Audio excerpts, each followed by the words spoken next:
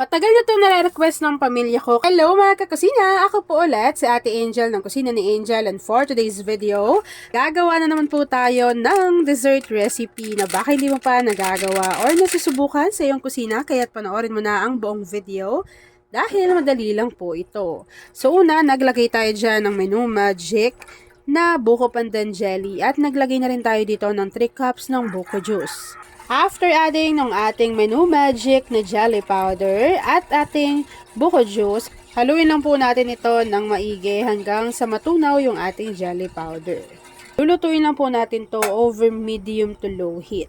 So habang hinahalo natin yan, please don't forget to like and follow yung ating Facebook page, Kusina ni Angel. Kung meron ka ring Instagram, paki-follow na rin po ako doon, Kusina ni Angel.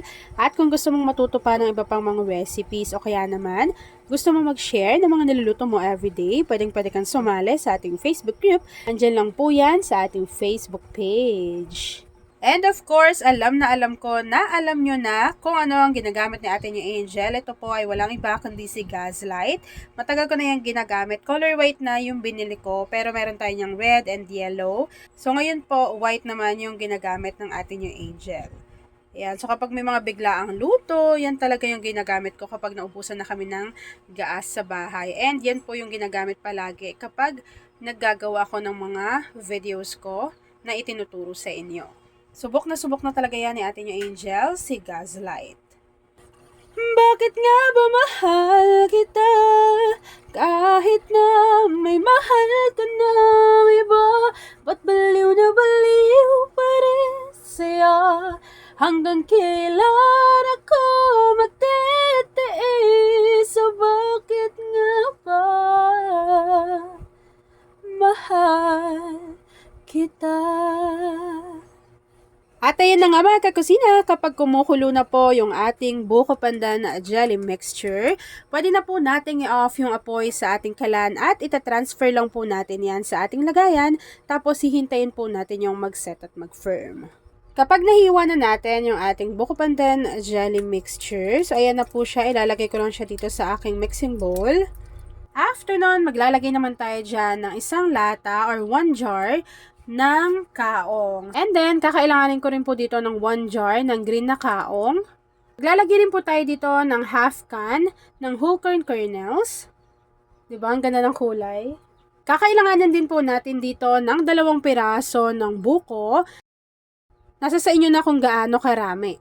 After adding ng ating buko, kakailanganin po natin dito ng 1 can ng ating all-purpose cream.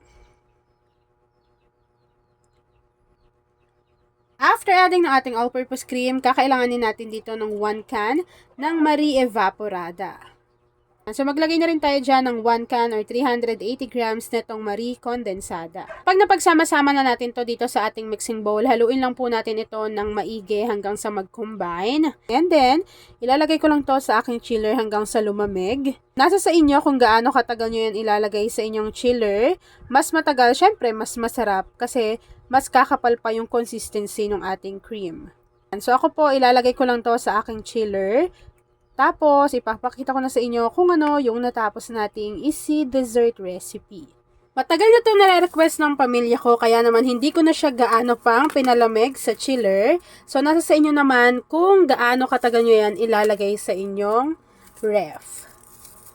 At ayan na nga mga kakusina, tapos na naman po ang ating easy dessert recipe na buko salad. Kung nagustuhan mo yung ating video, please like and share this video, at kung hindi ka pa nakakapag-subscribe sa aking YouTube channel na Kusina ni Angel, please click subscribe button, click mo na yung notification bell, click all para lagi kang updated sa bawat ina-upload kong mga videos. Diba? Kapag mas matagal nyo siyang inilagay sa inyong ref, mas magiging makapal pa po yung consistency ng ating cream. Pero kami okay na to dahil malamig na, kaya naman yun lang mga kakusina. Thanks for watching and enjoy this video. Pakishare ng ating video lalo na kung isa ka din sa dessert lover.